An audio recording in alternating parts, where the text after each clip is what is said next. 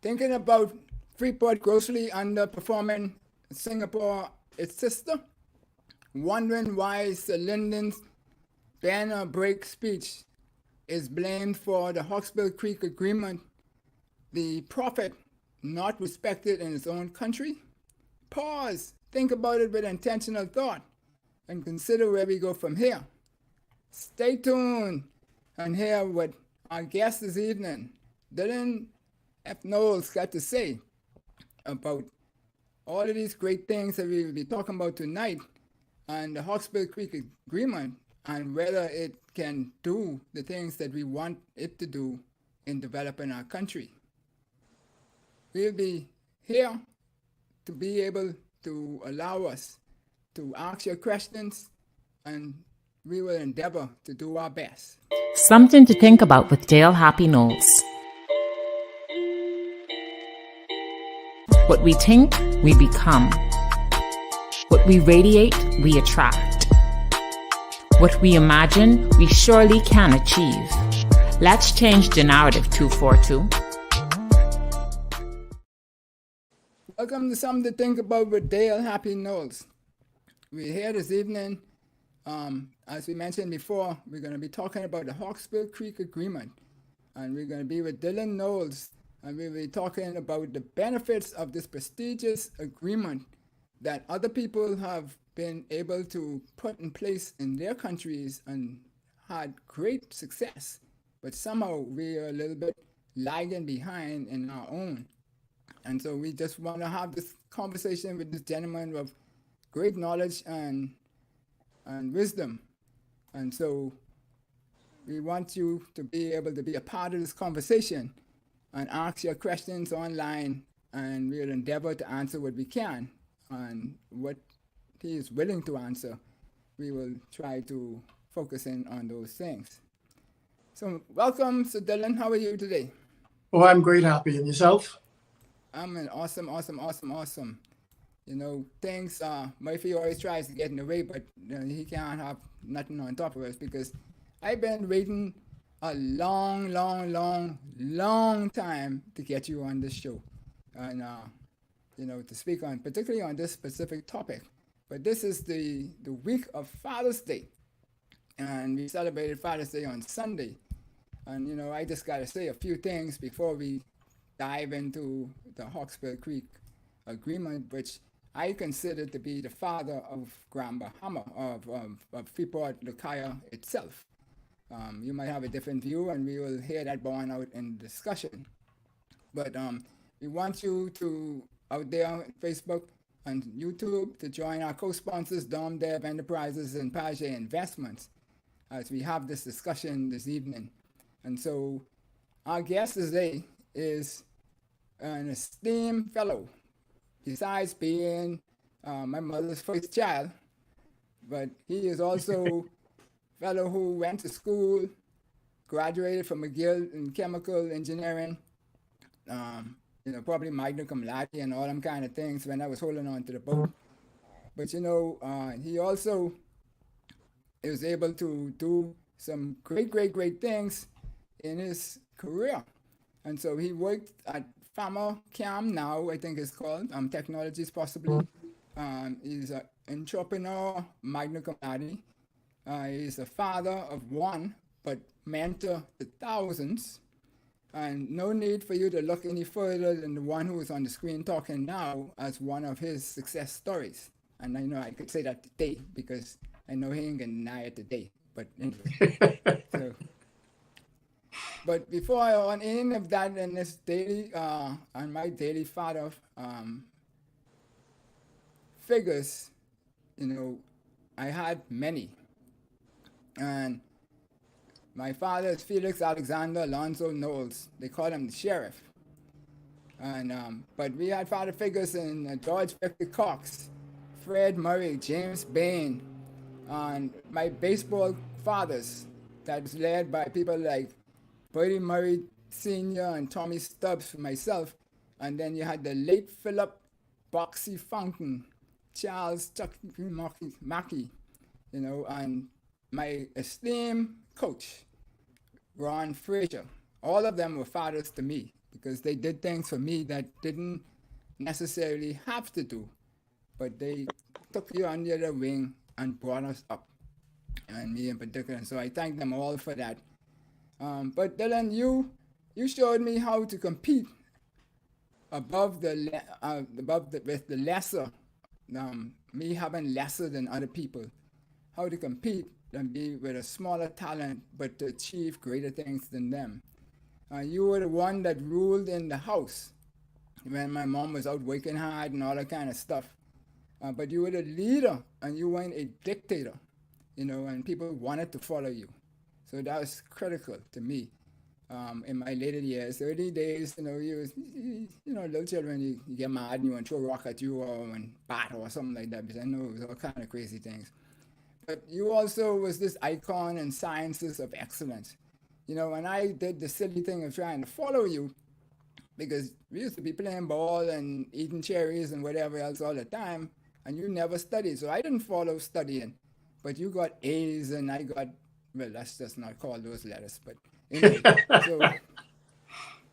So, you say you're the same mother's child and you wonder how you could be so differently in school.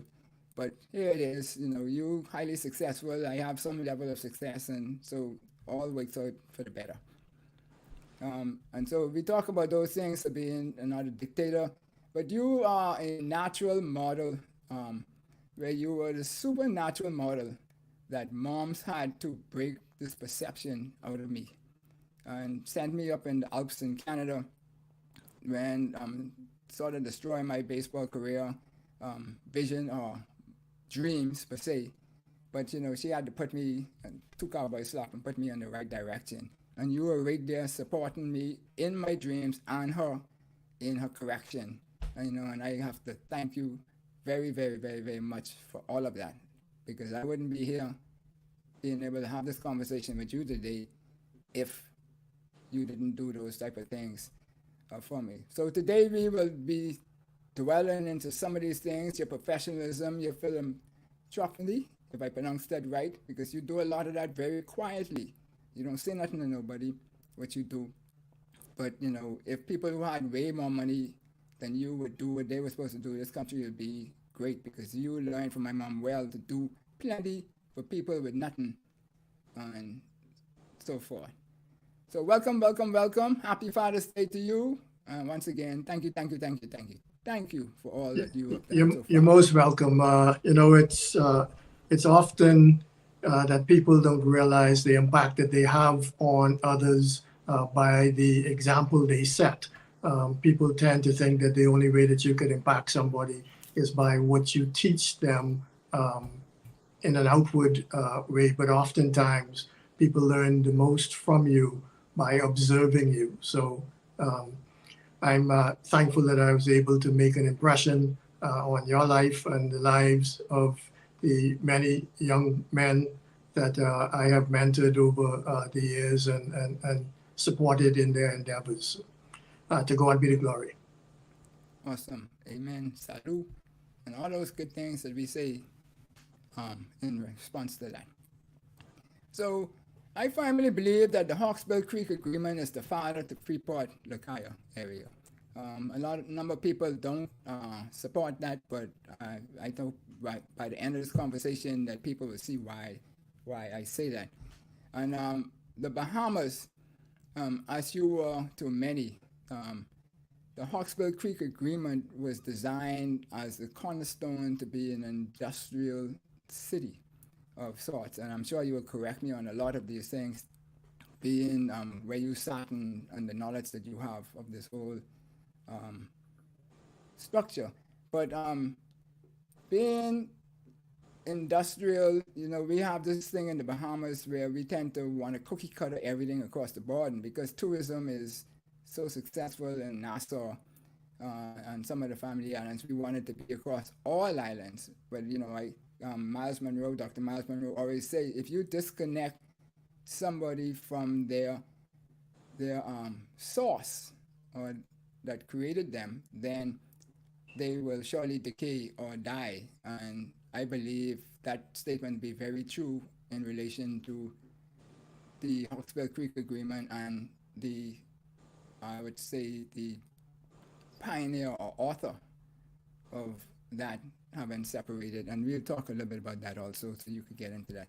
But Farmer Cam and the Burma Oils, and which is now the Equinor, about to change name again, I guess, and the Polymorph, all of those have been very successful. So in my mindset, it is not that the Hawksbill Creek Agreement is flawed, but something in the execution of it is flawed. Why it was successful at one point in time, and now today it is not.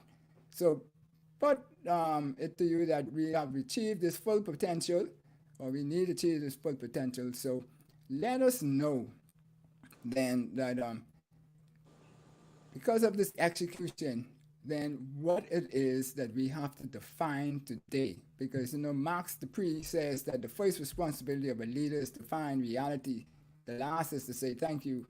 And in between the two, the leader must become a servant and a debtor to sum up the progress of all artful leaders. And Zig Ziglar says that success only happens when preparedness meets opportunity, and so forth. So tell us about the actual Hawksbill Creek Agreement. What is it, and why it's so successful in other places? So Happy, one of the things that we face in this country is that we have a lot of discussion about things that we really don't know the details about. We tended to react and respond in a very casual and shallow way to matters in this country. I believe that it is fair to say that not even the legislators in the country today are very clear in their understanding and knowledge about the Hawksbill Creek Agreement. First thing I would like to say is it is not an agreement. I know it is called that, but it is the Deepwater Harbor Act. It is an act of Parliament which was promulgated in 1955 by the government of the Bahamas to enable three things to happen in Grand Bahama. The three things were: one, the transfer of property, what ended up being 230 square miles of property from the Crown to a private company called the Grand Bahama Port Authority. Just to put that in context, the size of New Providence Island is 80 square miles. The port area of Freeport, Lucaya is 230 square miles, so almost 3 times the size of New Providence. The act provided for the government, or the Crown actually at the time, to transfer this acreage to the Port Authority conditionally. The conditions were that if the Port Authority dredged the Deepwater Harbor of a certain set of dimensions, that they promoted and established lawful enterprises on the land, that they provided land to the government for any official government use and purposes that it needed, that the Port Authority reimbursed the government for any shortfall that the government may have in providing services to Freeport. It had to reimburse the government at 125% of the government's out-of-pocket cost. That has never happened in the history of the act. They were also to construct and operate utilities to support the development of the 230 square miles and to keep them in proper working condition. They were to construct and operate aviation facilities, essentially the airport, and to ensure that it followed the National Civil Aviation Standards. They were to use their best endeavors to employ Bahamians in the development of the port area. And they were to cause the safety of all the built environment, the buildings, structures, machinery, etc., in the port area. And they were to promulgate a comprehensive and detailed building code. Those conditions were all met. And as a result of those conditions being met, the Port Authority was then able to acquire fee simple interest in that 230 square miles of land for it to do its development activities. The second aspect of the what is called the agreement, the act, was the creation of a free trade zone. So there are 3,500 free trade zones in 135 countries around the world. But Freeport's free trade zone was the first, the very first. All the other free trade zones are patterned after Freeport. And we'll talk a little bit about those some more in a second.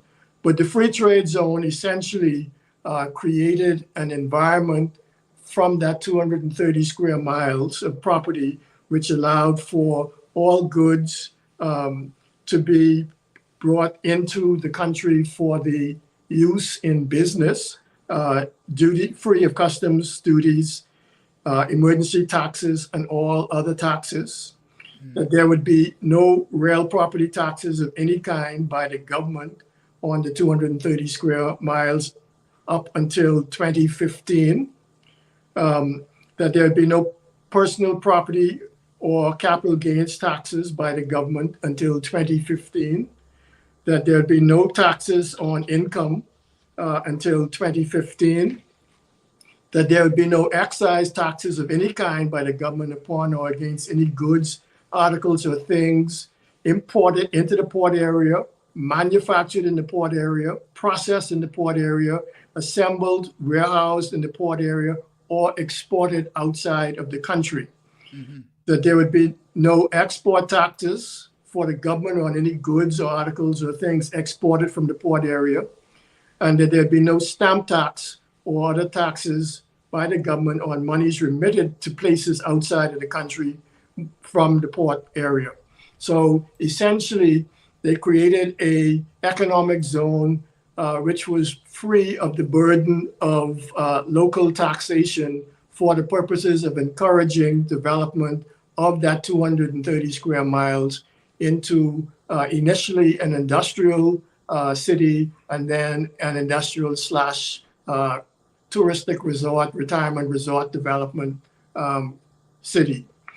The third thing that the act provided for was the administration of that 230 square miles. So the government at the time did not want to relocate itself or provide resources in Grand Bahama to administer to the port area. So the act granted that power in a kind of quasi-local government environment to the Grand Bahama Port Authority, so such that only the Port Authority shall have the responsibility for the administration and control of the port area.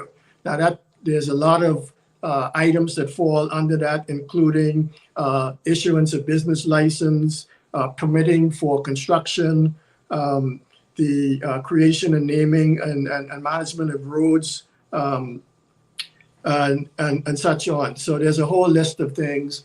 And it also provided for continuity of that by, in the act itself, creating a clause that prevents the government or parliament from changing the act without 3/4 of the licensees of the Port Authority consenting to any changes in the act. So that gave, between the free trade zone and the Port Authority's authority to manage the free trade zone, that gave potential investors in Freeport the security to be able to plunk down their hard-earned cash and develop the city that we see that exists now in Freeport, a city that is capable of supporting over 300,000 residents should it ever grow to that point, and a city that has to date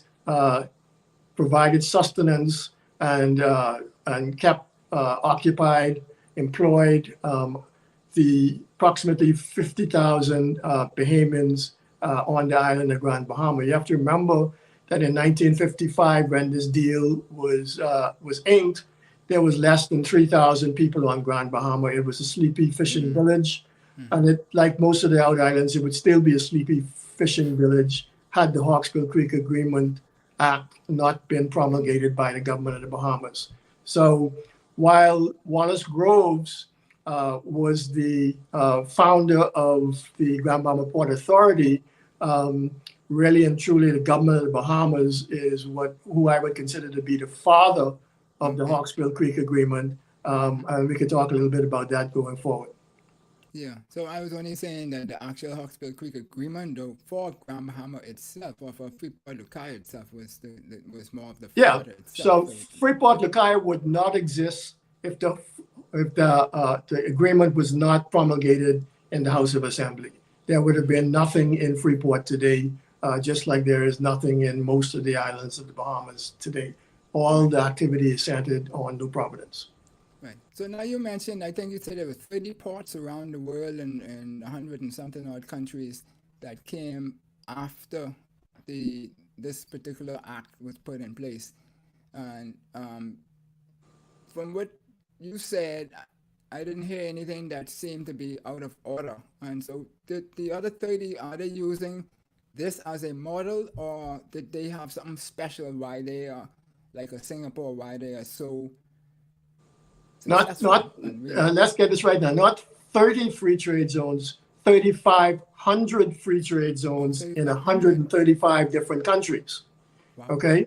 Now, the difference between them and Freeport Grand Bahama is only that Freeport Grand Bahama has the quasi-local government function invested in the GBPA. In all these other countries, the free trade zone is administered by their government. But the fundamentals of a free trade zone was first created and initiated here in Freeport, and then essentially copied by most of the Southeast Asian countries and then some of the Latin American countries around the world. And this includes Communist China. Communist China created free trade zone even though it was a communist country. Yeah. Yeah, I mean, they have two big cities, one for one thing and one for the next thing. So when we look at this then, the Hawksbill Creek Act, as you referred to it, because it's an act in the actual in our laws, and it also, like you mentioned, being in 1955, the colonial government would have been the one that put it in place for reasons that you mentioned. So why would that have been such a gold mine then compared to now? Is it the actual act, something changed in the actual act that caused it, or is it external to the act? I don't want to get into the nuts and bolts of the external things at this point, but just the question itself, is it the act itself, or is that, because you always say don't throw out the bath, the baby with the bathwater. The baby with the bath oil. Yeah. Go ahead. So because the act created this quasi-local government entity, and because most, if not all of the investors in Freeport were foreigners, Freeport was seen as a country within a country. It was being managed by a foreign company, and the investors were all foreign companies. And at the time, there was a lot of resistance and reluctance to allowing Bahamians to live in Freeport Lucaya. They were all allowed to work within Freeport Lucaya, but it was hard to get people to rent to Bahamians in Freeport Lucaya. And so most of the natives who came to Grand Bahama ended up living in what is the largest settlement in the Bahamas, 8 Mile Rock, which was just on the outskirts of Freeport Lucaya. So when the government changed in 1967, the new government decided that, as it called it, the social fabric of Freeport had to either bend or break. And while this was obviously something that needed to happen, My personal opinion is that the government used a nuclear bomb to break open a walnut.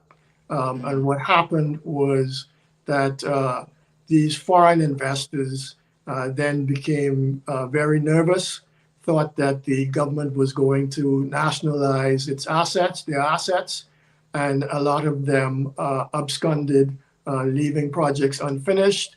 And the Grand Bahama Port Authority's owner then decided to try to protect his assets by turning his private company into a publicly traded company in order to ensure that the government couldn't nationalize it. And from then on, there has been essentially a raft of divestments in investments rather than investments in Freeport and Freeport Lakai. Eventually, Wallace Groves, the founder of the GBPA, ended up selling off his company to Jack Haywood and Edward St. George.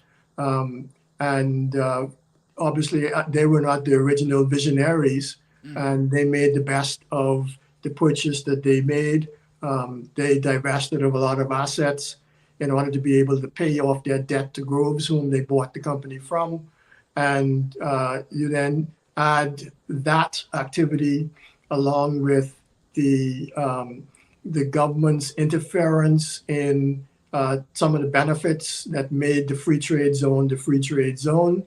And then add on top of that the shareholder battle between the St. George's and the Haywoods. And lastly, the number of hurricanes that impacted Grand Bahama since the 2004 hurricanes of Francis and Jean. And you could see that there has been a challenge for Freeport to continue on the meteoric growth rate that it had prior to the Bend or Break speech. Freeport was truly international back in the 60s and 50s and 60s. And then it slowly morphed into what is essentially now a almost 100% Bahamian environment with a few, I guess, the people would say anchor investors, but the vast majority of the Port Authority's licensees are Bahamian. More than 95% of them are Bahamian. So Freeport is really at this point, a fully Bahamian city that happens to be managed by a foreign company. Wow.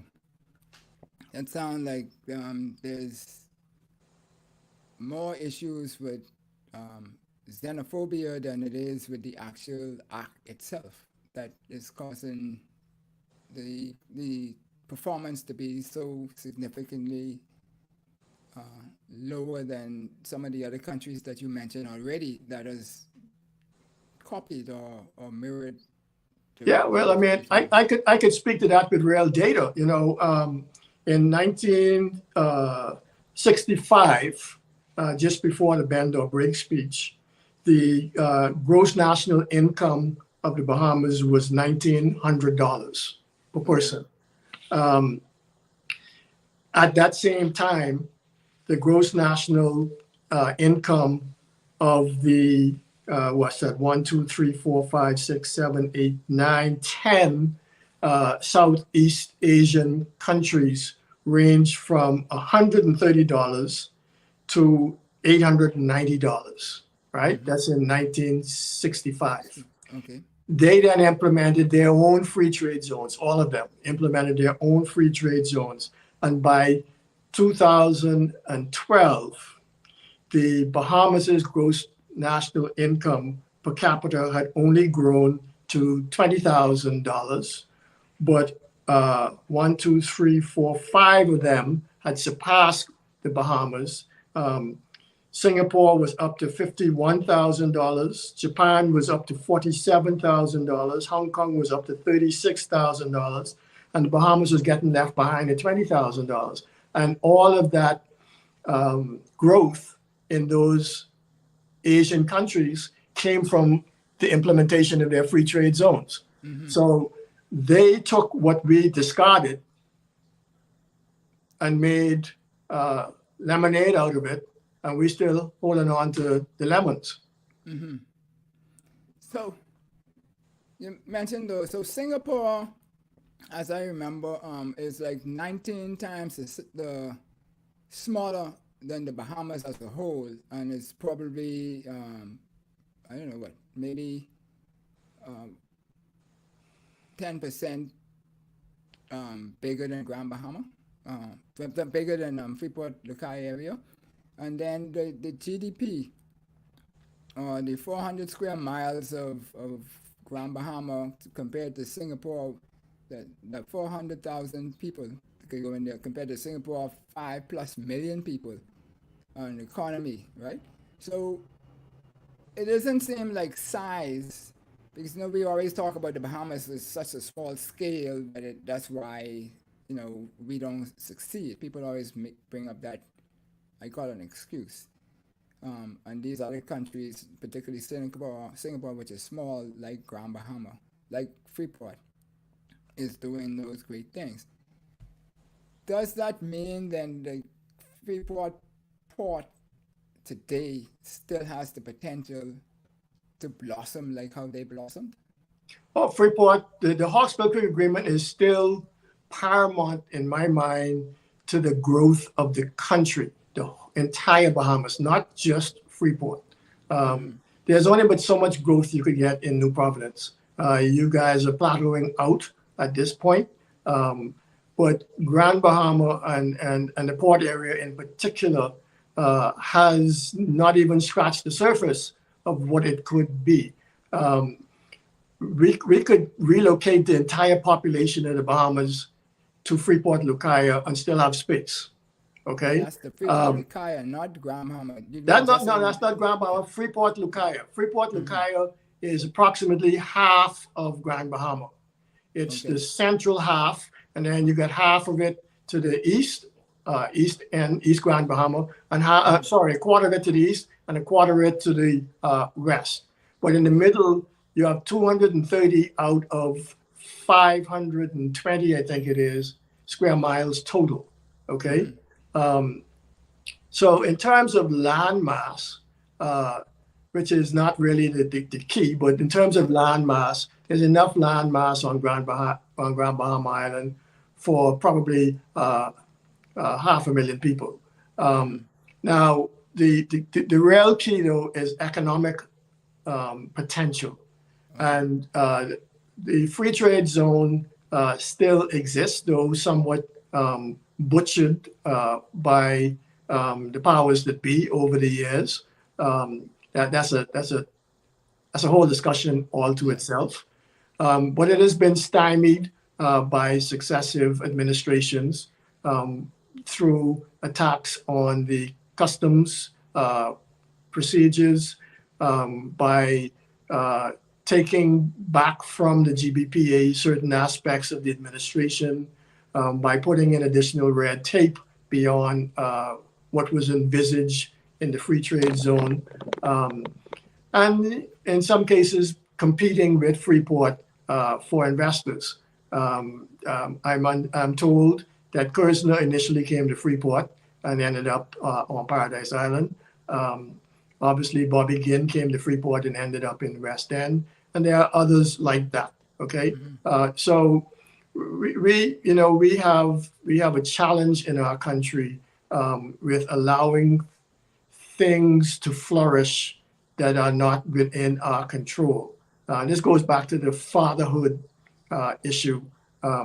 We may birth something, but we don't want to relinquish control of it. We don't want to allow it to grow organically and prosper. We want to hold the reins, and if we can't hold the reins, then we kill it. And so we have that challenge as it relates to Freeport and Lucay. But the free trade zones around the world are still very active, still account for a large percentage of the gross national income of those countries. It just doesn't do that in the Bahamas because the father of Freeport isn't supporting the child, Freeport. Yeah. So when we look at that then, so we're talking about 1955, and we're now in 2023 going on 25. So for them 68 years of existence, you said that the original owner operator would have would have delivered on all of the obligations that the act called for before he would have separated. And so when did growth finish, so that we see what we see today is pretty much would have been the same back how far? So the audience can get a picture as to what they see in Grandmama today, that happened in a certain window of time versus the whole 68 years that it's been around, if I get my numbers right. Yeah, so essentially, first thing that your audience needs to appreciate is that everything that they see in Freeport was built at no cost to the public treasury. There's no taxpayer money invested in anything in Freeport other than the buildings that National Insurance own, that the government uses to house their government agencies. Right.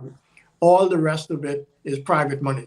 So Freeport was built at no cost to the taxpayer, unlike New Providence or any of the other islands in the Bahamas where the government had to put in roads, water, light, phone, et cetera. None of that was the case in Freeport. All of that infrastructure was built in Freeport by investors who were either partnered or licensed by the Grand Bahama Port Authority. So the government had not a dime that they needed to spend to build Freeport. Having said that, they have continued from the beginning and to this day to collect taxes from Freeport, just like any other island, with the exception of the business community who has the exemptions that I spoke about at the beginning of your show. But the residents of Freeport all pay the same taxes as the residents of New Providence pay. The result of that has been that Freeport has been a net contributor to the public treasury all of those years, to the point where at its peak, I think the government netted $100 million a year from Freeport.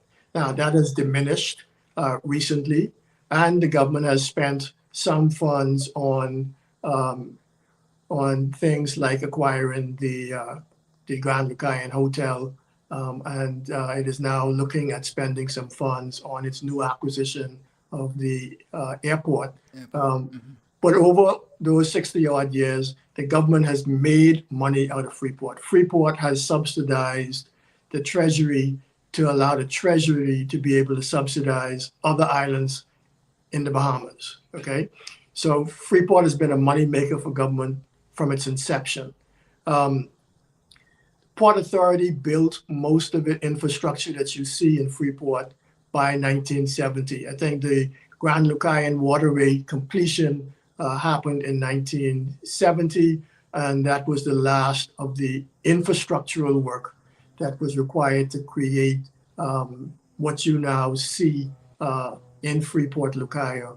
And of course, individual property owners, individual investors purchased land, whether it was for residential purposes or commercial purposes, and built the structures that you see in Freeport that people live in and operate as their businesses and so on and so forth.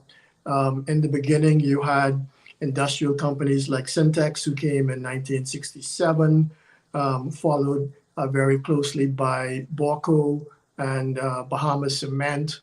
And then in the 70s, when the Port Authority went back to government for the second parcel of land, the the touristic side of the city was developed. That's the Lucaya side. So Freeport is the industrial side, and Lucaya is the resort and residential side of the port area.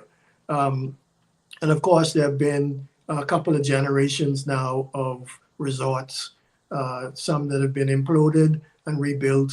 Grand Lucayan is the second generation of resort on Lucayan Beach. Why am I blocking in the name? Pelican Bay is a second generation of hotel there on the marina, and so on and so forth. So this development has happened over all of those 60 years, but the vast majority of it happened in the 50s, 60s, and 70s. And then, I said earlier that Freeport was truly international. The International Bazaar is a prime example of just how international Freeport was. The bazaar comprised of multiple sections, which each were dedicated to a particular nation. So you had the or continent, you had the African continent, you had the Asian continent, so on and so forth. And those sections were all owned and operated by citizens of those nations or those continents. So not only were they run by citizens of those continents, but the goods that they provided were indigenous from those continents. And so people used to fly into Freeport just to shop because they could get fine china and crystal and artifacts and what's the word I'm looking for? Cloth and what have you from various continents around the world right here in Freeport. So much so to when Disney built Walt Disney World, they created an entire village in Disney World to mimic the International Bazaar. Of course, when after the bend or break speech and Bahamianization came into play, the International Bazaar was sold out to Bahamian entrepreneurs, and it stopped being an international bazaar in all senses of the word. Not only was it no longer run by international investors, but it no longer had access to or provided goods from international continents. It essentially became what it is right now is a giant flea market. It became a t-shirt shop. And that was partly because of the policies of the government and partly because we managed to throw the baby out with the bathwater when all of the foreign investors vacated because they were afraid. Yeah. And so CJ Gardner is here asking some or sharing some love for the show. And so we welcome CJ on it. And be sure, folks, if you have questions, to ask your questions so that Dillon can answer what we can. I was remiss and didn't say earlier that this good fellow in front of me, he sat on the Grand Bahama Chamber of Commerce at one point in time, but more significantly, he would have been, I guess, a director executive of the Grand Bahama Port group of companies. You could probably say which part of that or whatever if it's relevant. So people could know that you're not just talking out the top of your head, you're talking about from a position of understanding. No, I spent a decade in the bowels of the beast, if you wish, as the person responsible for development and the person responsible for administering to the built environment of Freeport. So a lot of the provisions of the Hawksbill Creek Agreement fell under me to administer. So I know a little bit about it, and I know a little bit about the Grand Bahama Port Authority. And a lot of people believe they know the Port Authority from the outside. But I could tell you that what you see on the outside and what happens on the inside are two very different things. Yeah. So if we now were to look down into some of the looking forward, because I always like to look forward, and I'm hell bent on creating this new built environment that I say should be $100 billion. And C. Allen was on Johnson was on the show last week, and we were talking about what we could do digitally, because Monty Pratt and Monty, we convey our condolences to you. But Monty Pratt coined my digital scenario as a digital wonderland.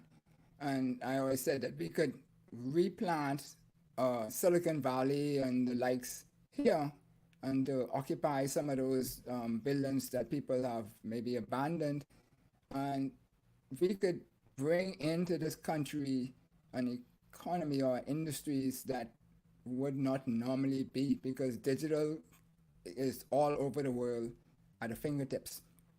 And I go back to my US CTI course back in 1988-89, when the professor said that the Bahamas needed 3 million people in its economy to be productive or effective.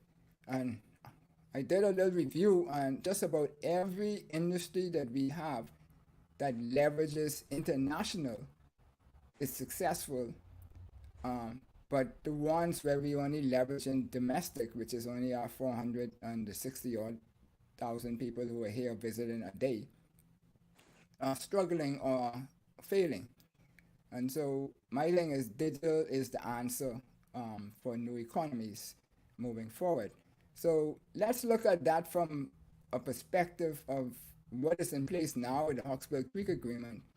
What might need to modify in order to enable a digital wonderland or a smart city of sorts, etc., to be able to materialize into something great? So let me address two points you made. First, the economy. So as a country that imports everything, we survive on imports. We don't have, with the exception of Tinkin grouper and some lobster, we don't have anything indigenous to the country that we produce. So we only exist, we only have the ability to acquire imports because we provide export of goods and services to the world. We export goods and services. Those goods and services we get paid for in US dollars, and we then use those US dollars to buy the goods and services that we need to exist. The Bahamian economy, the domestic economy, only exists as that export economy exists. If the export economy dries up, then the domestic economy dries up, because there's no way to fund the domestic economy if you don't have export. And when I say export, I'm talking about the sale of goods and services to people who are not living here. Right. Whether they buy it somewhere else and we ship it to them, or whether they come here and pick it up and carry it with them, or whether they come here and experience it here and carry the experience with them. In my mind, that is all an export industry, okay? Right. And that's the only way we make US dollars, and it's the only way we survive. The world runs on, we can't spend Bahamian money anywhere, okay? Now, as it relates to how we grow Freeport, so the challenge that Freeport has is that there is insecurity in the legislation and the administration of Freeport. That is a serious turnoff to investors. Investors like security. They don't want to plunk their funds down in some place that is risky, okay? And we have a risky environment, legislative environment right now in Freeport for two reasons. One is, as I said earlier, the government has, over the years, been at odds with the Port Authority about the administration of Freeport. And two, the Port Authority's owners have been at odds amongst themselves and within the community of Freeport about the administration of Freeport. So we need to fix both of those administrative issues if we're going to provide a secure environment for foreign direct investment. Now, foreign direct investment is not the only kind of investment we need. Obviously, we also need domestic investment. But whoever it is who is providing the investment needs to be in export industries, okay? I'm not concerned whatsoever about the domestic market. The domestic market will take care of itself if we have sufficient income coming from export industries. So we need to focus on that, which means we need to do some of that ourselves, but we also need to entice others to come in and do that. That means that we need to be clear about what their benefits are. We need to be clear that we're not going to pull the plug on the benefits at a whim. We need to be clear of the process by which people get to become permitted and allowed to invest in the area.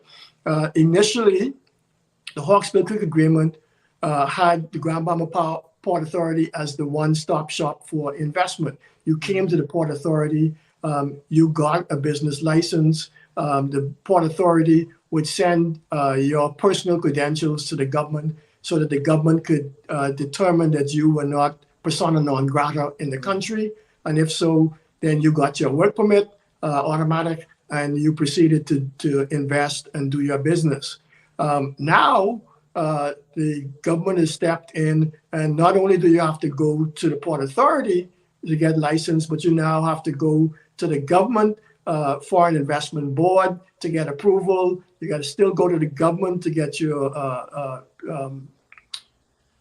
work permits. The work permits is okay thing, but you have a lot of red tape and now duplication of legislative and administrative functions that is confusing to potential investors, that cause investors not to know whether or not their investment is going to be secure or not.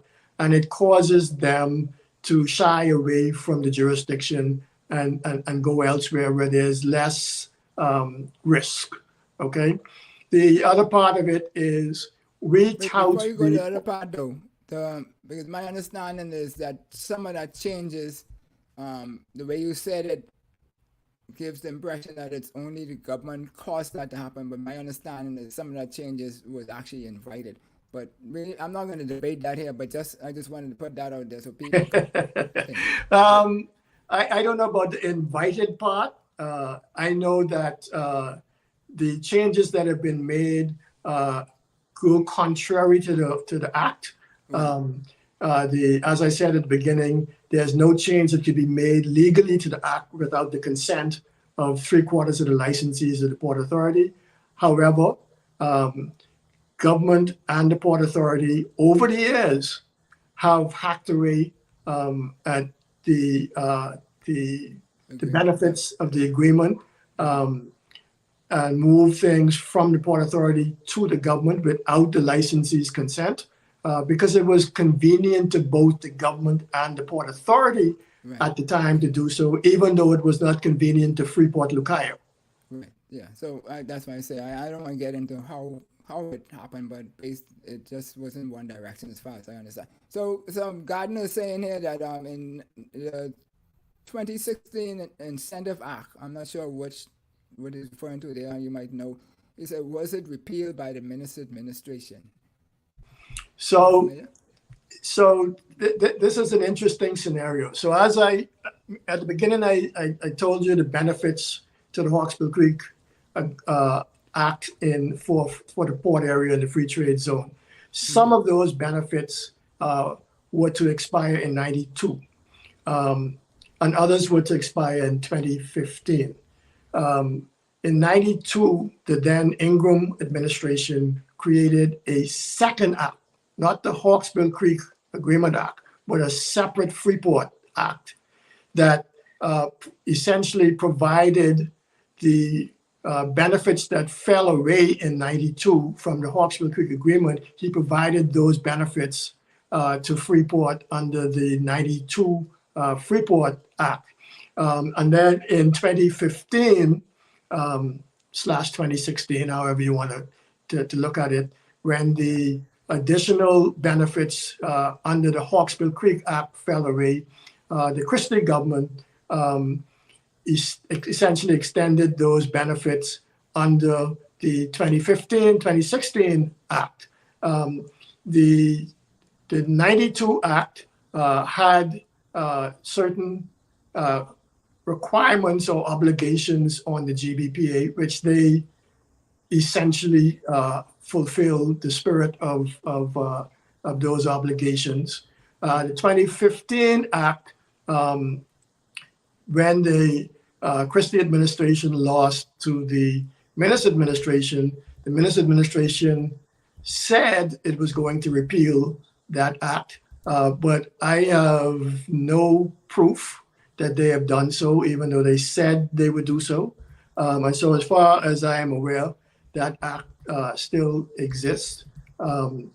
There was a lot of dissension about that act within Freeport, as the residents and business owners of Freeport felt that that act really only benefited the Port Authority and Hutchison-Whampoa, and not all the rest of the struggling businesses in Freeport who depended on those benefits. And then there were some obligations that the government imposed on the Port Authority and Hutchison in order to grant them those extensions. I hear the noise in the market about whether or not the Port Authority and Hutchison have lived up to their obligations.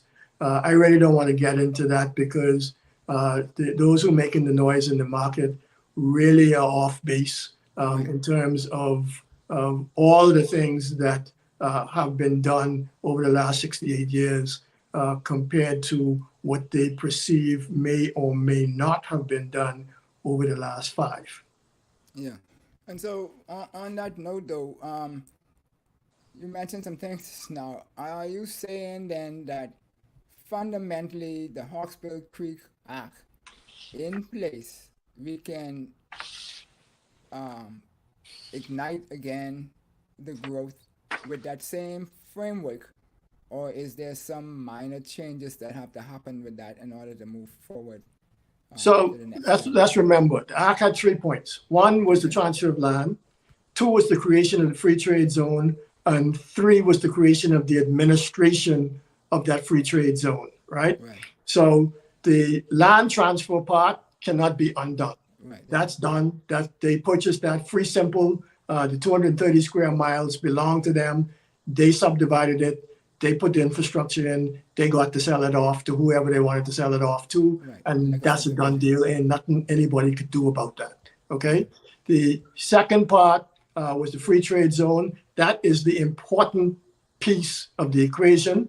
The free trade zone needs to be supported and marketed as a free trade zone. All the obstacles that have been put in place over the years related to the free trade zone need to be rescinded, and the free trade zone brought back to its original luster to create the incentive for investment by both Bahamians and foreigners alike.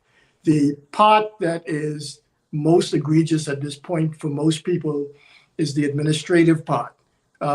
Most people in the country don't like the idea that 2 foreign families have the administrative control over 230 square miles of the Bahamas.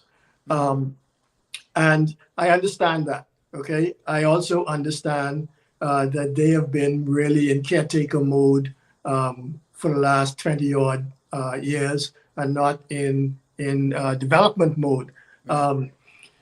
But you also have to understand that there are 2 sides to what people call the GBPA. There's GBPA, the quasi-local government entity that administers to the city of Freeport, Lucayo. And then there is Port Group Limited, the asset-bearing company that owns the assets that Groves' company built, purchased and built over the years, right? So Port Group Limited is not something that anybody can suggest should not belong to them. That is theirs. They paid for it. It is theirs. They will sell it as they see fit, and they will move on with investments in it if they see fit. However, the administrative function, the quasi-local government entity, the GBPA Limited, right? In the agreement, in the act, there's a provision for that function to be transferred to a quote-unquote local authority. Okay. And that local authority can be defined however the Port Authority and 3/4 of its licensees agree to define it. So it could give it back to government. It could give it to another company. Mm-hmm. It could give it to local government. It could create a public trust and give it to all of the stakeholders of Grand Bahama. It could do any of these things as long as there's agreement between the Port Authority, its owners, and the licensees of the Port Authority. My personal belief is that it should be given to the stakeholders of Grand Bahama. It should have a board that comprises a representative of central government, a representative of local government, a representative of Port Group Limited, a representative of the licensees, and that could be either if the licensees form their own association or through somebody like the Grand Bahama Chamber of Commerce, right?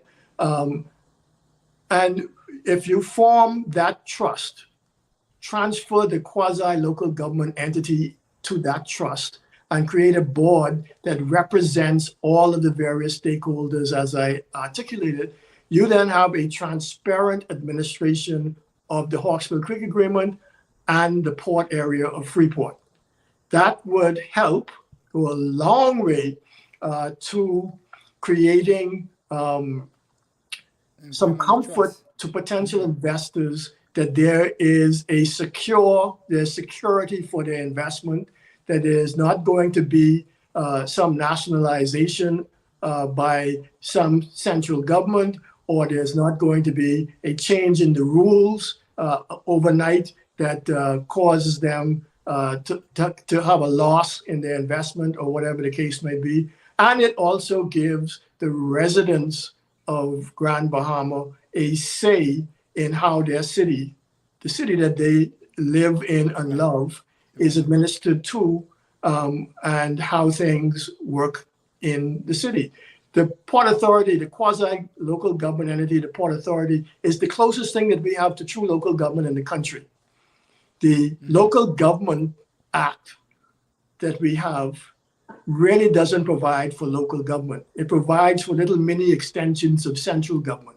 Central government run them. Central government funds them. Central government tells them what they can and cannot do. They are not independent. They are not representatives of their communities. They are representatives of the government of the day, okay? The Port Authority, however, had the ability to raise funds and spend those funds on things that it thought was important to Freeport, Lucayo. And that's what true local government is about. True local government is about being independent and being able to administer to your own future.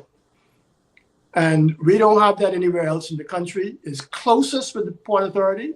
Port Authority doesn't have carte blanche like local government would normally have, but it is the closest thing that we have. So if we took the Port Authority Limited and turned it into a trust that's owned by the people of the Bahamas and has a board that's representative of the people of the Bahamas, the government of the Bahamas, the local government, the Port Group Limited, who is the original developer of Freeport, Lucayo, we would then be able to have a united front when we go out into the international world to talk to people about investing in Freeport.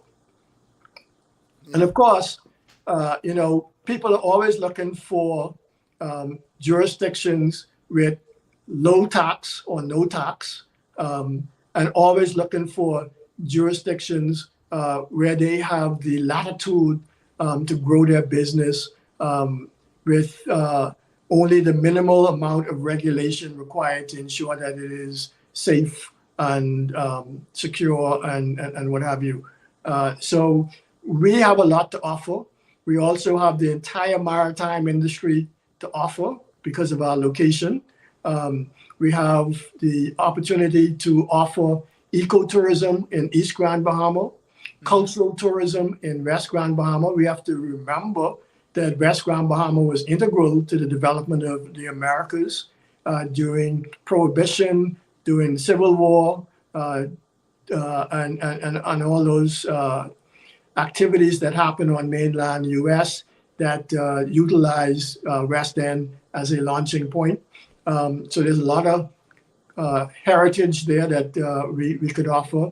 And then in the center of the island, we have the land that is available for development of, as C. Allen would say, the digital environment and the touristic, the high development touristic developments like an Atlantis or Bahama or convention kind of activity. So Grand Bahama is the only island in the country where you have a metropolitan city in the middle and two islands on the ends.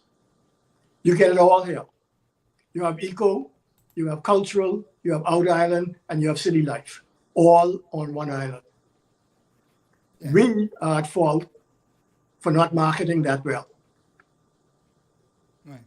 So when we look at that then, if of the three entities, then the one you spoke of just now, the most of it has the regulatory arm per se. Writing that, I call it writing, not W, but correcting it, putting it in the proper structure that would be unified, then that is the biggest enabler to move the economy forward. Because from what you just explained, it seemed to me that my $100 billion economy for the Bahamas really and truly can happen in Grand Bahama alone. Yes, absolutely. Absolutely. But as I said, you have to create a secure environment for investment. Uh-huh. Wow. And right now we don't have that. Stretch my book now. Yeah. Say again? You got me stretch my book, because I know I always argue that there's a trillion, and I just had this conversation with Daniel the other day, our sister, that tourism is a trillion tourists traveling a year, and we only have 7 million. So we only scratching the surface of what our potential is from tourism. But when we look at the new built environment, we're talking about building that on pillars of sun, sand, sea, digital, and people. The sun is anything to do with renewable and alternate solutions, and the sand is to do with what comes out of the ground, the bush medicines and all those type of things that we could do, whether it's gamalami, resin, paint, or whatever. And sea is a marine safari as a whole. Those three things right there, Grand Bahama already has all of those. Digital, if we put that in place, digital could be the whole island. And we could take like virtual reality straight to people all around the world, bringing that's an export, because we export in the Bahamas to them for them to send us the money, and then people, we haven't even touched on culture, heritage, etc. that people bring to the table, creativity. So very easily I could see I need to revise and say that 100 billion is only Grand Bahama, and now we could multiply that throughout the rest of the Bahamas. And so our little $12 billion GDP that we have now and the debt that we have now, we could wipe that out in no time, because digital by itself duplicates everything that analog could do more efficiently and for a greater reach. And so I don't see why we would be struggling with this unless it's a people issue. So it's always a people issue, but it's not necessarily a people issue from the perspective that most people are looking at it. So the people issue is that we simply we challenge with allowing things, as I said earlier, to develop outside of our area of influence. You could look throughout the Bahamas. BTC, as you know better than me, wanted to export services to the Caribbean, starting with Haiti. We killed that project. Freeport wanted to export liquid natural gas to Florida Power and Light to fuel South Florida. We killed that project. All of these are export projects that cause us nothing to make them happen, but bring in US dollar revenue to us to allow us to wipe out this debt. But we seem hell-bent on not doing things because they don't fit into what we perceive as the industries that we currently control. Okay? And even tourism, okay? We fell into tourism as a nation. We got tourism on a grand scale when they embargoed Cuba. Right. And the mob ran from Cuba with their casinos. And by the way, Grand Bahama had the first casino in the Bahamas because the government at the time saw an opportunity but didn't want to do it in Nassau. They wanted to have an experiment up there in that island up there in the north where nobody knew what was going on. And so we got the first casino license in the Bahamas here in Freeport. And tourism has grown, obviously, over the years since we acquired it from Cuba. But we've done nothing innovative with tourism in all these decades, okay? So we're just comfortable as a nation. We're very comfortable with doing the things that we could do in our own house. We are not prepared to venture out into the wild blue yonder and do big things. Every now and then we let somebody else in to do a big thing, but we're not doing big things. And we're very concerned about what we consider to be novel things that we don't have experience in. We don't have experience in LNG. We figured out that it had to be hazardous, that it had to be bad for people's health and safety. And so we killed it. And we have to get beyond that. We have to get beyond our belief that we need to be able to control everything. You can't grow if you're controlling everything. You grow by releasing things to grow. Yeah, well, Peter Drucker says that you have to innovate and you have to market to grow. Everything else is just a cost to those things. And so, Brother Sawyer here is saying that 68 years of the 99 have gone, and there's only 31 years left. He's correct with that. So, two things. In the 31 years now, we ain't getting to the 100 billion no more. We're now looking at a trillion. I done wipe that out and I got to update all my records and paraphernalia and all that kind of stuff. So we're looking at a $1 trillion economy for the Bahamas and stuff like that. And you already said that Grand Bahama is the actual biggest pillar or biggest exciter in us to get to that our maximum potential as a country in terms of these things. So let's say we fix the regulatory arm. What are some of the items per your development plan that you would created a huge development plan for Grand Bahama? What are some of the items that we could move with really quickly, relatively quickly with, and then before it becomes to the end of the act or the agreement period, so that then when you don't know what's going to happen after that? So you always have tourism. One of the good things about tourism, I guess, is it's a high employment industry. And so governments like high employment industries. Grand Bahama, as I said, has unique tourism opportunities. Rudy is in ecotourism in East Grand Bahama. And other than Rudy and Kayak Nature Tours and Chamois Roll, nobody else is doing anything of any significance there. And you know better than me that if you sitting on the edge of the branch all by yourself, you don't create any excitement.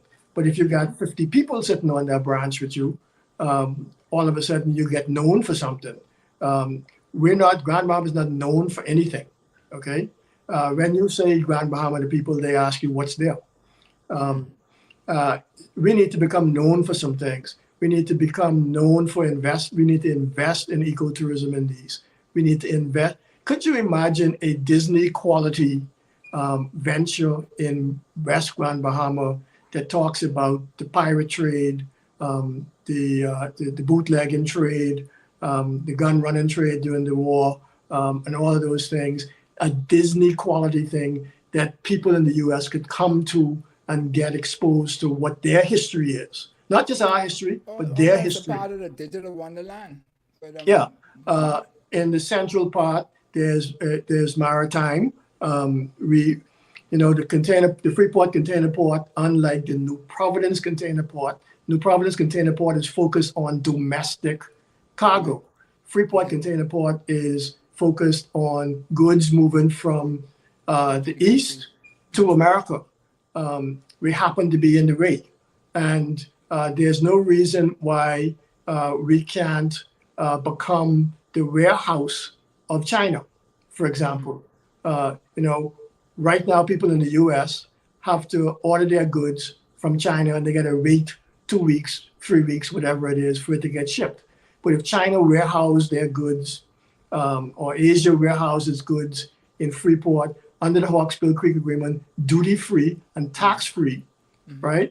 They could then ship those goods to the Walmarts and whatever you do in the U.S. on a just-in-time basis, and they save all of that transit time. They save having a big warehouse in the U.S. where they've already paid duty, customs duty, and whatever you want. There's a lot of stuff like that. There's a lot of maritime-related activities. Then, as C. Allen talks all the time, there's the digital domain, right? The digital, your wonderland. There's just so much that could be done there. Offshoring data in a jurisdiction that could set up the right regimes for protecting that data from those who want to use it for either tax purposes, taxation purposes, or other purposes. There's no limit to what could be done if we put our minds to it, okay? And then, of course, the whole service industry. There's the whole medical tourism stuff. People fly all over the world to go and get medical attention because it costs a fortune to get medical attention in the U.S. We are not capturing a fingernail worth of what we can capture here in the Bahamas because we're solely focused on maintaining the status quo. We're solely focused on trying to get not 5 million tourists, but 5,000,001 tourists, and then 5,000,002 tourists. That doesn't grow a nation. Our nation is growing population-wise faster than our economy is growing because we're not focused on being innovative in our economies. We have to become innovative. We have to think outside the box. We have to move away from the traditional into the non-traditional. I know people in Freeport who were in the drop shipment business, right? They never purchased any and warehoused any goods. They had an online business. They would sell products. when they get an order for the product, they would order the product from the manufacturer in China, and they would have it drop shipped directly to their customer, right? They had to come out of the business. Why have to come out of the business? Because the Bahamas government tell them they can't own a foreign bank account. Wow. Right? And so they're forced to then operate from a Bahamian bank account. That Bahamian bank account means that they have to buy US dollars to buy their goods. And then when they receive US dollars from their client, they got to convert it to Bahamian dollars to put it back in their bank so they could then buy more US dollars to buy more goods. So they lose on both ends. You can't be competitive like that, right? But we don't see these as issues. We just know we don't want Bahamians to have a foreign account because we want to be able to manage the economy. Right. Yeah. Right? So we can stop trying to manage things, man. We have to release the child to grow. And that's why I said the Hawksbill Creek Agreement is really the father for Grand Bahama, because it's for the Bahamas, not just for Grand the Bahama. Bahamas, yeah. For the Bahamas. But I mean, it was implemented for that zone, but it can be for the whole Bahamas, yes. No. And a prime The preamble to the Hawksbill Creek Act says, and I can quote it to you, it says, satisfied that the dredging and construction of a deep water harbor and turning basin at Hawksbill Creek and the establishment of factories and industrial undertakings would be of great economic benefit to the country. The government entered into the Hawksbill Creek Agreement with the Grand Bahama Port Authority. Yeah. To the country, not just to Grand Bahama, to the country. Right. And what I was going to say just now is that even if we were to just look at what you explained, if we were to take the digital environment with all of the technology that exists today and overlay the Grand Bahama, or even just Freeport, Lucaya area, or even Freeport by itself, wherever the hospital is, with 5G for its private services, etc., then you could have specialist surgeons, etc., from around the world operating on people in the Bahamas through robotics and services, digital virtual services, because they do it in their hospital. Absolutely. Absolutely. So digital allows you to extend that straight across the board to wherever. And so we could then, that could be a market, because everybody wants to come to the Bahamas to recuperate. And the reverse is also true. We could import right now 100,000 individuals who work digitally elsewhere, right, but want to live in Grand Bahama, right? So they're earning their income wherever, Singapore, US, Africa, whatever it is, but they're spending their income in the Bahamas, right?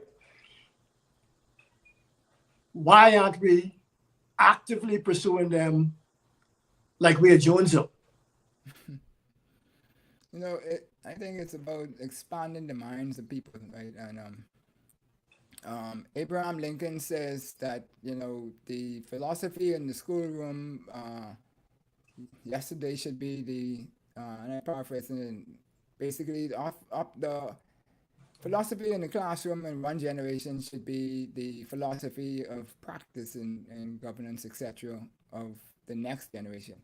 But we put up barriers to that. We don't allow that to happen. And so the movers and shakers and controllers, etc., is still 2 generations past who have control of all of these different things, whether it's government, whether it's private sector, whatever. And so the new ideas and the new thought processes of way and doing from new generations is not getting on the table. And I think that's why these things are taking a little while to kick in. So Dillon, I've kept you longer than we originally planned for, but you were on such a roll, I didn't want to break your thought process. Yeah, well, you know what? I have a passion. I have a passion for this, and I do whatever I can. I've volunteered time. I still volunteer. Even though I left the GBPA or the GBPA left me, back in 2011, they still ask me to sit on their committees. So I still sit on, the building appearance or town planning committee for the GBPA and so on and so forth. I've been on the chamber for God knows how many years as vice president and as director. It's part of me at this point to try and make lemonade out of the lemons that exist in Grand Bahama, because there's too much to offer to sit back and watch it go for naught. Right.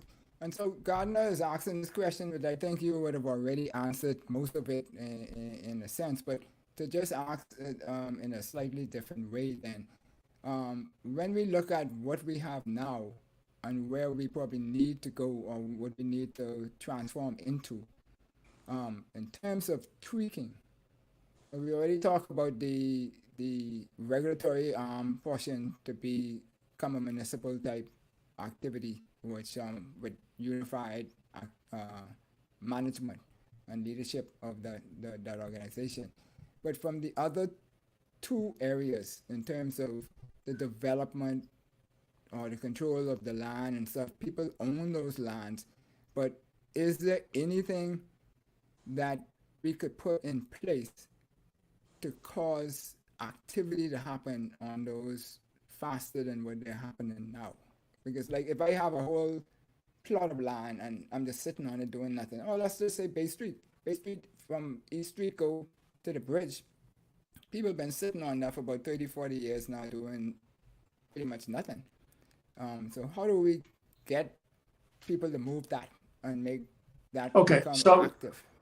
So, I know there's been a lot of press coverage about this thing about selling of the GBPA and the government's thing about holding them accountable and doing whatever they believe they could do.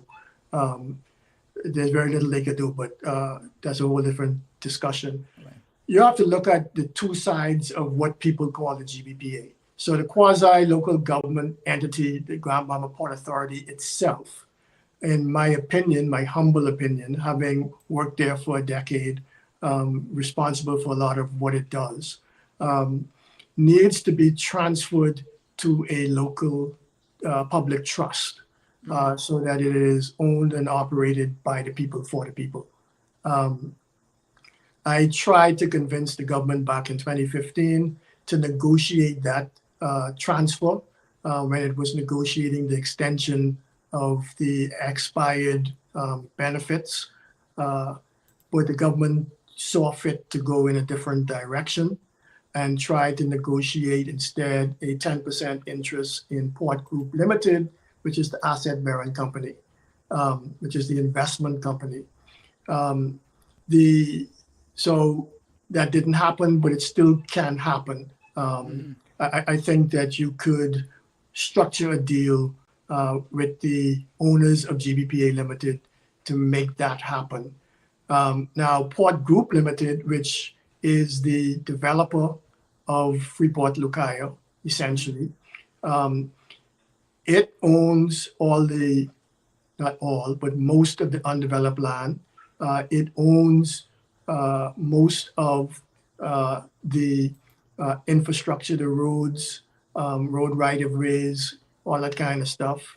It owns at least 50% of the harbor. It owns the water company. It no longer owns the airport or the power company. And of course, it doesn't own Patelco, who bought out Contel back in, I don't know, early 80s, I guess it was. Yeah. Very late. Yeah. But they own these assets, right? They are saying, at least one half of the family is saying, that they would like to find a partner. Now, they tried this before for Port Group Limited, okay? They tried by bringing in Hutchison Whampoa as a partner in most of what Port Group Limited owns. Their failing, though, was that they assumed that because they had an interest and a desire and a responsibility to develop the cause of development of Freeport Lucaya, that Hutchison would also have that interest. Hutchison has stated unequivocally that its interest is in its core businesses. It doesn't care about the development of Freeport Lucaya. It cares about the container port. It cares about the harbor, which it has a 50% interest in. It cared about the Grand Lucayan Hotel that it owned, but it doesn't care about anything else, even though it is a 50% owner of most of the undeveloped land. Right. So they're now saying they need another partner, okay? And I'm okay with that. So, But they gotta pick wisely this time. that don't care mean that they're not going to put any capital into it, or they're not going to be involved in what's going on? No. They don't care about its development. If they see a project for themselves that they want to engage in, they will engage in that project. Okay. But they are not interested in being a master developer out promoting this area for other investors or anything of that nature. They are inwardly focused. Right. Okay. They make no bones about that. They're clear about that. They told this to the government. They told this to the Port Authority. Okay? There is no ambiguity about their focus. But they do own land. Right. And in their opinion, being the Chinese people that they are, land don't spoil. Right. So they can hold that land for the next millennium. They don't care. If somebody comes along who is prepared to pay them what they want for it, they will sell it. But as for whether or not they're going to go out there and find developers and investors to come and do something with that, they don't care. Right. Okay? So the Haywoods are now saying they're prepared to find another partner for Port Group Limited, the asset-bearing company. Okay? I'm okay with that if they find the right investor. What Bahamians seem to believe, though, is the government could take that back. It cannot. In 2054, when the act expires, that land, all of this land, still, just like Lightfoot Key, belongs to the founder of Lightfoot Key, the owner of Lightfoot Key. Freeport Lucaya still belongs to Port Group Limited. Okay? What falls away is the legislation that provides the free trade zone and the legislation that provides for the quasi-local government entity. But the assets still are their assets. You can't take people's assets. You could pay them for their assets, but you can't take their assets. Okay. Yep. Awesome. Wow. So we have to find a way to encourage them to do something with partnerships or sale or whatever of their assets to somebody who is prepared to do something with it. Because the reality of it is they don't have the wherewithal to do so. They finish busting up all the money they make. Oh boy. Yeah. So they're real Bahamians then. But anyway, Yeah. So. Well, the children are Bahamians. The children are Bahamians. They're born here. Yeah.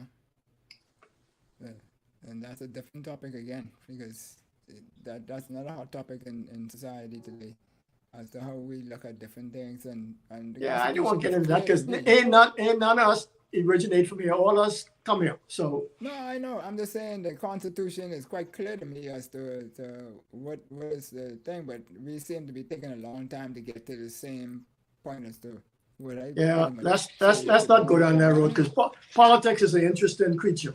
Yeah. All right, so this has been a lot of information, and it's really appreciated that you put it on the table from a position of credibility and integrity. And I'm sure you have all your documents, and Rodney Monk makes a big joke of different things, but I'm sure you stand up in wherever to be able to defend the things that you would have said with the proper documents, etc., to support it. So tell us now, of all of the questions that I asked you,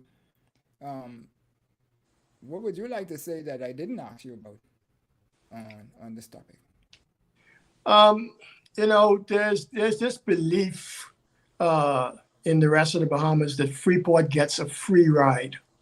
There's no free ride in Freeport. The government traded taxes for investment.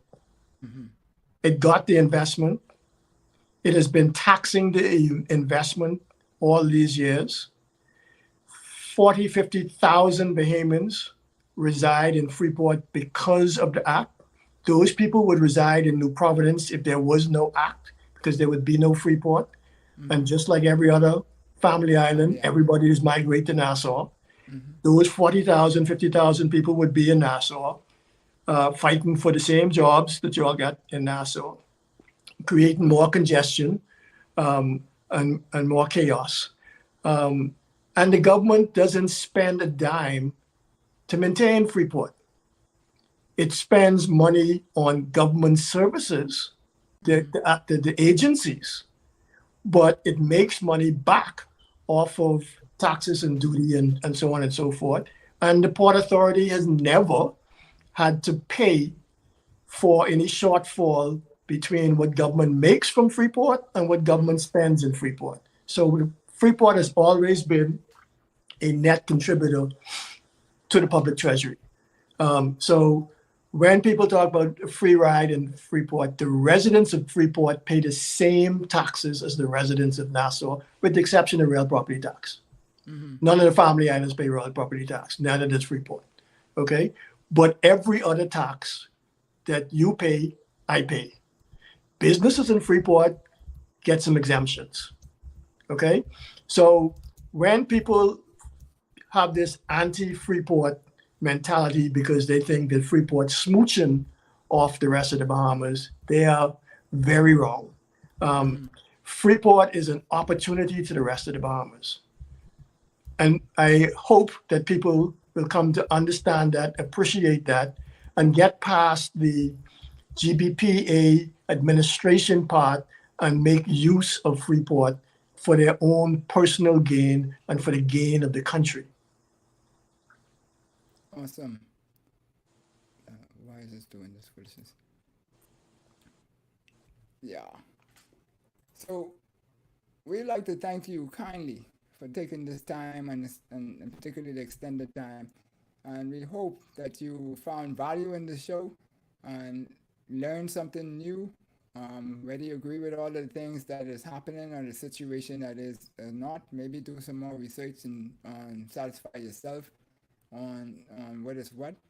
But we want to be able to build this new built environment, which is an intentional environment that we want to be able to sustain generations to come. And so I believe that the design of the Freeport Lakai area was an awesome vision. It's, as Dillon said, most of it is in place. We just need to now tailor what we do moving forward in this next 31 years plus, so that we could benefit the most, more than what we have already benefited. So Dillon, we really would like to thank you kindly for this and for being that father figure. You know, I can give you all your roses today, because you know tomorrow you ain't hearing none of this. I appreciate you, my brother. Yes, awesome. Now, my producer is on special assignment tonight. So if any mistakes you all see happen here today, people blame me, because I trying to navigate all these different things that you're supposed to be navigating that I don't remember where you're supposed to be doing these things. But anyway, we'll figure it out in 2 seconds. But yes, kindly, thank you. I think I find it. Yes. Say hello to the madam, all of the 50,000 adopted children that you have, and everybody, and be blessed. Happy, they say that the success of a nation hinges on the presence of fathers. That is the single greatest characteristic that defines a successful nation. We have to do our part. Yeah. We can do our part, and we just need the rest to follow, which is a good thing. And have those ladies on the side of us to make sure we stay on point. Yeah, cool. Till next week, when we're going to have another provocative show. See you out next week. Ciao. Okay, Captain, I see you on the boat. Enjoyed the show? Then subscribe to us for more educational and inspirational content. Ring the bell so you never miss a show. Let's change the narrative, 242.